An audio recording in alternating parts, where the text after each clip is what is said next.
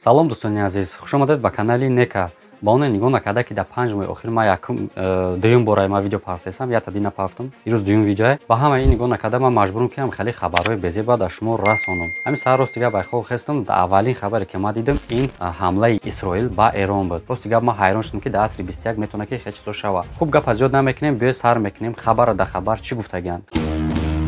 Матбуоти Эрон аз ҳодисаҳои зиёди ҳамлаҳои ҳавоӣ дар рӯзи 28 хабар дод, яъне Дина Шав. Ба гуфти расонаҳои хабарии Эрон рӯзи 28 январ соати 23:30 дар яке аз марказҳои тавлиди муҳиммот дар вилояти Исфаҳон инфиҷори шадид рух дод. Чунон ки радиои давлатии Эрон хабар дод, ин макон дар маркази Эрон воқеъ аст. Дар ин бора муовини раиси вилоят Муҳаммаҷони Солеҳ изҳор доштааст ва ба гуфтаи ӯ Таркиш дар яке аз корхонаҳое ки яке аз марказҳои марбут ба вазорати дифои кишвар мебошад, яъне мансуб мешавад, рух додааст. Тафтишот идома дорад. Дар навбати худ хабаргузории Эрон бо такя ба департаменти низомии ҷумҳурии исломӣ хабар дод ки рӯзи 28 январ соли 2023 тахминан соати 23:30 дар як ҳамлаи бесарнишинӣ ба яке аз марказҳои вазорати мудофиа, яке аз онҳо ба системаи зидди ҳаво, яъне ҳам чиқеле ки медонем ПВО зада ғалтонда шуд. Дутои дигараш боша ба доми мудофиаи ҳавои афтодан, яъне бар доми системаи ПВОи Эрон ва ба ҳадафи худ албатта ба гуфти онҳо нарасид. Дар изҳорот қайд карда мешавад ки ҳуҷуми бемуваффақият,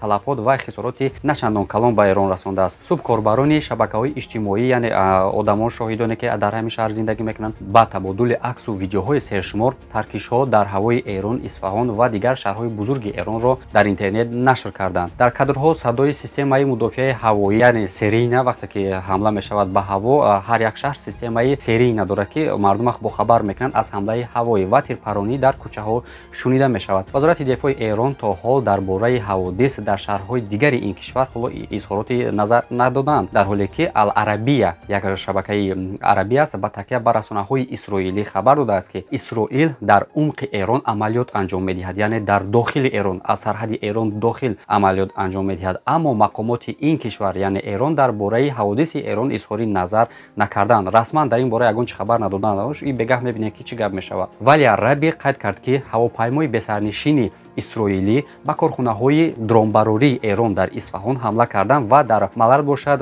хазинаи лавозимоти ҷангии Эронро мавриди ҳамла қарор доданд. Яъне фаҳмида мешавад ки ба ҳамон маконҳое ки дронҳои эронӣ истеҳсол карда мешавад ҳадаф қарор доданд. Исроил дар навбати аввал ҳадаф қарор додааст маконҳои ҳарбии Эронро, на худи Эронро. дӯстони азиз, дар бораи ҳамлаҳо ба як қатор ҳадафҳо дар Эрон то ҳол ягон ҷузъиёти аниқ вуҷуд надорад. ҳадафи муқаддамоти Исроил метавонад аз байн бурдани зерсохторҳои низомии Эрон бошад. гуфта мешавад ки аз Байтулмуқаддас аз ҷониби худ онҳо ба тарафи Эрон ягон иқдомоте нагирифтаанд ва Теҳрон бошад дар ин бора иттилоъ дар бораи инфиҷорҳо таъин накардааст.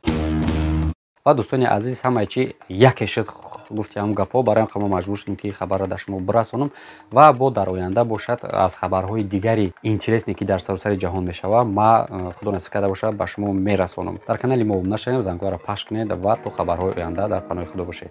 дӯстон, як хабари беҳтарин ба шумо дорем. акнун мо авиакассаи худро кушодем ва шумо метавонед ки тамоми билетҳоро ба нархи арзон аз авиакассаи мо дастрас кунед. ҳар вақте ки мехоҳед ва чӣ маълумоте ки лозим доред, аз ҳар нуқтаи дунё ба тамоми саҳмҳо, чиптаҳоро тариқи рақамҳои дар рӯи экран буда дар тамос шуда дастрас кунед. бо мо хариди чипта боз ҳам арзонтару осонтар мегардад.